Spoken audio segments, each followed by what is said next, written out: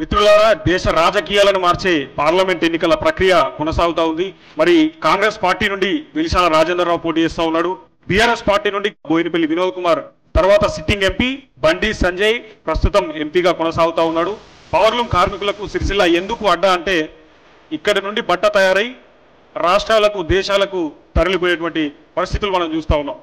వాళ్లకు ఇవ్వాల్సిన డబ్బులు 275 కోట్లు ఏదైతే రాష్ట్ర ప్రభుత్వం చేనేత కార్మికులకు పవర్లూమ్ కార్మికులకు చెల్లించాల్సిందో ఇప్పటి వరకు కూడా అవి చెల్లించిన పాపాన పోలేదు. సిరిసిల్లాలో చేనేత కార్మికులతో ఈరోజు ఓపెన్ డిబేట్కి కూర్చుంటున్నా. వాళ్ళ నిజమైన మనోభావాన్ని నేను ఇవాళ మీకు వినిపించే ప్రయత్నం చేస్తాను. కురిశాలగా ఉన్న సిరిసిల్లను సిరిశాలగా చేసినారు కేటీఆర్ అన్నాడు. మరి నిజంగా సిరిశాల అయిందా? మీ బతుకులు మారినాయా? ఏం మారలేదు, అదే బతుకులు ఉన్నాయి. 6 నెలలు ఇస్తాను, 8 నెలలు ఇస్తాను సీరియల్ 6 నెలలు 3 నెలలు నడవలేదు.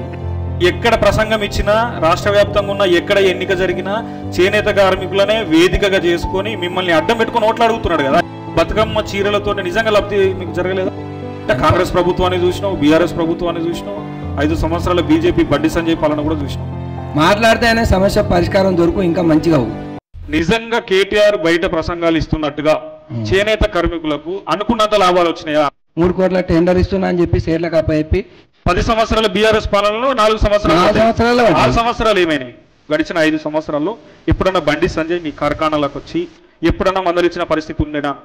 ఈసారి ఓటు అడగడానికి వచ్చినప్పుడు నిజంగా ఈసారి ఊరికి ఓటేస్తారు పద్మశాలీలు అందరూ కూడా.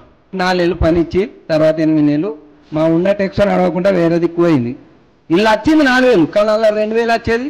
ఇప్పుడు 2,000 కూడా రాక 2 నెలలు పని బంద్ ఉంది. మరి చేసిన బతుకమ్మ పైసలన్న, బతుకమ్మ చీరల పైసలన్న వస్తున్నాయా? బతుకమ్మ చీరలతో 4 నెలలు పని నడితే మళ్ళీ 4 నెలలు అట్టి కూర్చున్నాడు.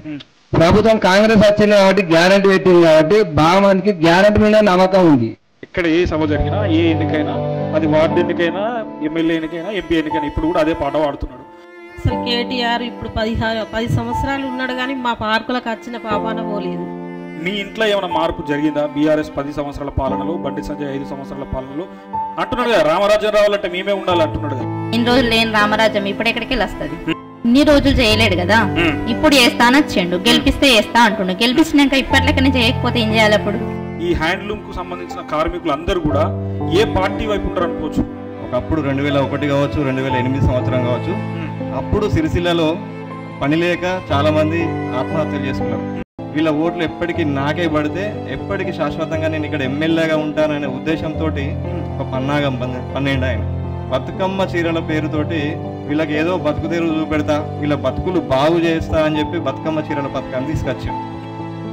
నిజానికి బతుకమ్మ చీరల వల్ల ఇక్కడ ఉన్నటువంటి నేత కార్మికులు కావచ్చు, ఆసాములు కావచ్చు, యజమానులు కావచ్చు అసలు బతుకు లేకుండా పోయింది. బీజేపీని ఓడించాలి, కాంగ్రెస్ పార్టీని గెలిపియాలని చెప్పి వాళ్ళు ఖచ్చితంగా బల్లగుద్ది చెప్పి వాళ్ళని చూస్తే నాకు బాగా అనిపిస్తుంది. ఎందుకంటే మా నాన్న 70 ఏళ్ళు ఉంటారు, మా నాన్న పని చేస్తలేడు, ఇప్పుడు మొఖాన్ని వస్తున్నాయని.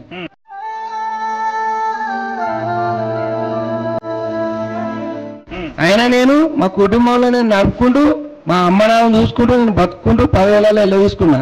సో ఇప్పుడు కాంగ్రెస్ పార్టీ అభ్యర్థి ఉన్నాడు విలిశాల రాజేంద్రరావు. సొంతంగా ఆయన సొంత డబ్బు ఖర్చు పెట్టి హైదరాబాద్ మాదాపూర్ అనే ఒక ప్రాంతంలో ఈ బండి సంజయ్ అయితే ఎవరికి ఇటు ముఖాన్ని రాలేదు. బండి సంజయ్ ఎప్పుడు రాలేదా? ఇప్పుడు రాలేదు. విప్లవాడ రాజరాజేశ్వర స్వామి దేవస్థానాన్ని డెవలప్ చేస్తా అంటుంది కదా. ఏం డెవలప్ చేసిందట? పౌర్ణం కార్మికుడికి ఏ పథకం ఎక్కడ ఎంత లాభం వస్తుందనే నరేంద్ర మోడీ చెప్పాలి. కాంగ్రెస్ పాలన సరైన పాలననేనా? మరి బీఆర్ఎస్ లాగా, బండి సంజయ్ లాగా, బీజేపీ లాగానే ఉంటుందా? ఇందిరాగాంధీ నుంచి ఉన్నది అది. రాజీవ్ గాంధీ, ఇందిరాగాంధీ నుంచి పాలన మంచి చేసిడే.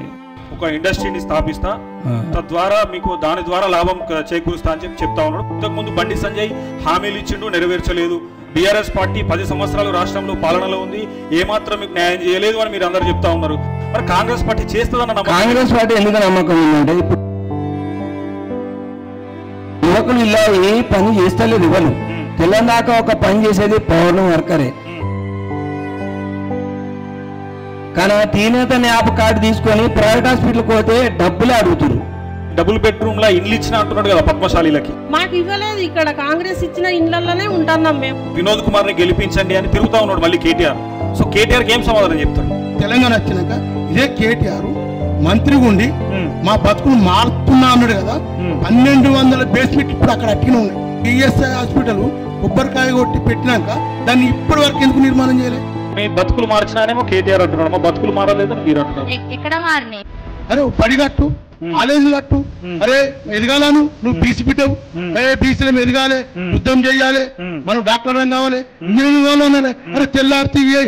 సో దీనంతా ఎఫెక్ట్ అనుకోవచ్చా మొన్న కేటీఆర్ కి తగ్గిన ఎన్నికల మెజారిటీ? దీనిలో బాగా అనుకోవచ్చా? పద్మశాలి వ్యతిరేకతనే అనుకోవచ్చా? ఆయన ఇక్కడ కూడా ఓడిపోయేదే, ఇక్కడ కూడా సిరిసిల్ల కూడా ఓడిపోయేది, కేటీఆర్ ఓడిపోయేది.